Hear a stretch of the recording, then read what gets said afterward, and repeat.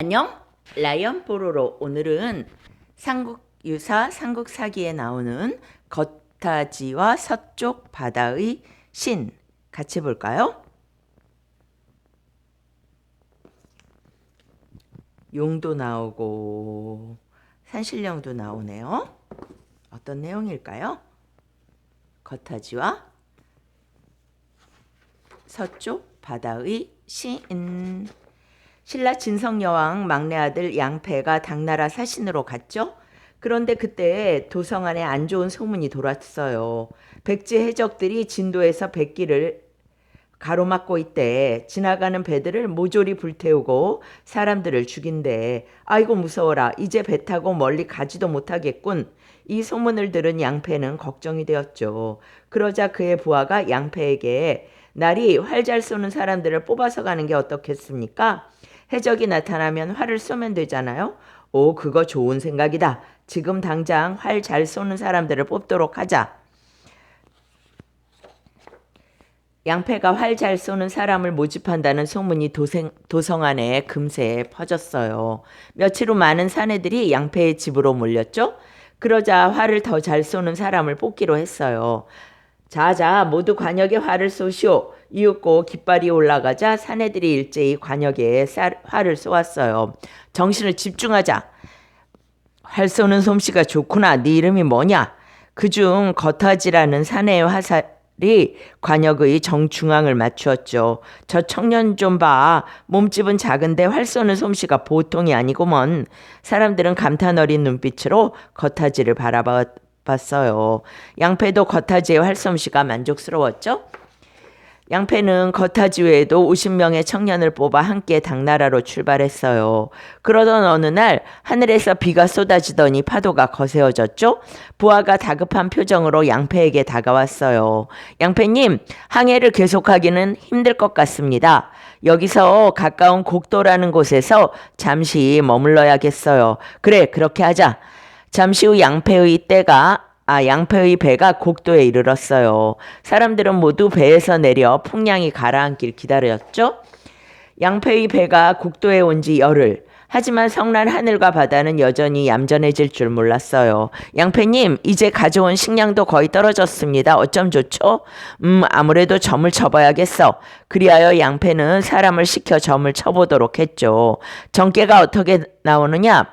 섬에 있는 신령스러운 연못에 제사를 지내야 합니다. 그래야 풍랑을 가라앉힐 수 있습죠.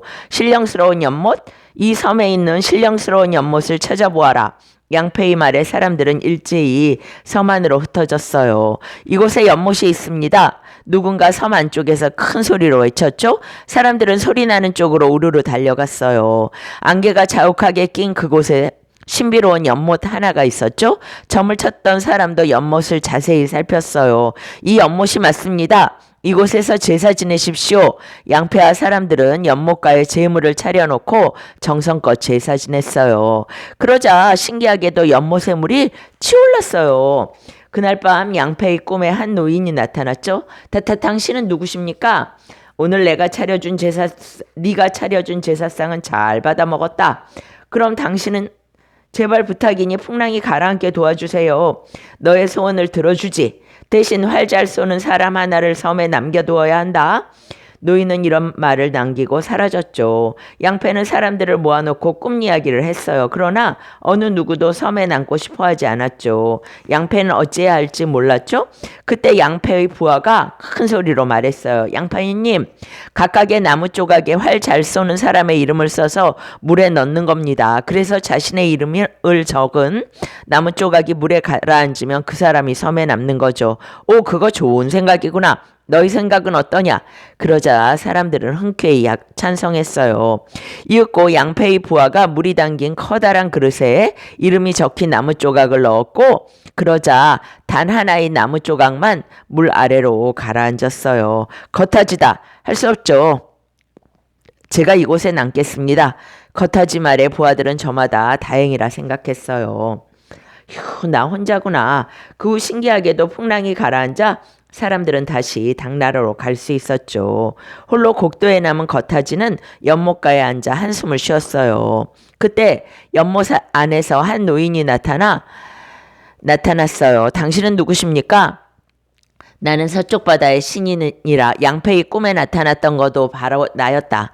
네게 부탁이 있어서 이곳에 남게 한 것이다. 부탁이라고요? 내 부탁을 들어주겠냐? 노인이 거타지에게 말한 이야기는 매일 아침 하늘에서 중 한 명이 이 연못으로 내려왔어요. 그는 다란이를 외며 연못을 도는데 그 때문에 노인 부부와 자손들은 어쩔 수 없이 물 위로 떠오르게 되었죠. 중은 그때를 노려 자손들의 간을 빼먹었어요. 그래서 결국 노인 부부와 딸 하나만 남은 거죠.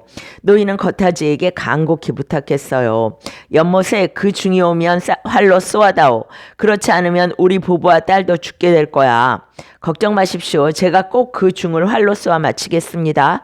그래, 너만 믿겠다. 노인은 안도의 한숨을 쉬며 다시 물속으로 사라졌습니다. 제발 부탁이니 우리 목숨을 구해주렴.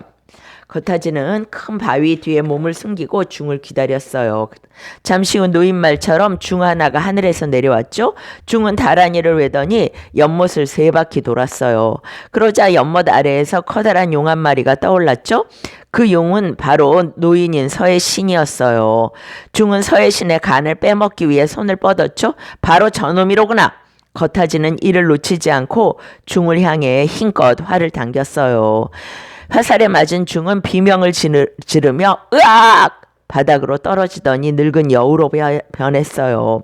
거타지가 늙은 여우에게 다가가 보니 이미 숨을 거둔 뒤였죠. 어느새 용은 다시 노인으로 변했고 이 녀석은 인간이 아니라 여우였군. 여우가 불도를 닦아 중으로 변신했던 거지. 높은 경지의 주문도 외울 수 있어서 나로서는 대항할 수 없었단다. 그래도 네 덕분에 목숨을 구했구나. 하하. 별로 어려운 일도 아닌걸요? 보답으로 내 딸을 주겠다. 신라로 돌아가거든 아내로 삼아 행복하게 살도록 하여라. 정말 감사합니다. 그리고 서해신은 자기 딸을 꽃으로 변하게 한 뒤 거타지에게 건네주었어요. 바닷가로 나가면 배가 기다리고 있을 것이다. 서해신이 말에 끝나자마자 거타지는 바닷가로 갔고 그곳에 정말 작지만 튼튼해 보이는 배 한 척이 있었죠. 거타지가 배에 오르자 신기하게도 배가 저절로 움직이기 시작했어요.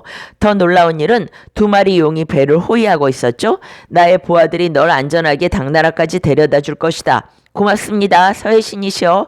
거타지는 거듭 서해신에게 감사 인사를 했어요. 안전하게 모셔다 드릴게요. 다시 당나라로 떠나볼까? 거타지 배가 당나라에 도착하자 당나라 사람들은 깜짝 놀랐죠. 저것 좀 봐. 용 2마리가 배를 호위하고 있다. 저 신라이는 보통 사람 아닌가 봐. 어서 빨리 황제께 이 사실을 알려라. 당나라 황제도 이를 듣고 무척 놀랐어요. 그 거타지라는 자를 특별히 대접하라. 그런데 그곳에 있던 양패는 이 소식을 듣고 깜짝 놀랐어요. 자네를 홀로 곡도에 두고 와서 마음이 편치 않았는데 이렇게 살아있다니 날 무척이나 원망했지? 아닙니다. 그곳에 남아서 귀한 경험을 할 수 있었습니다.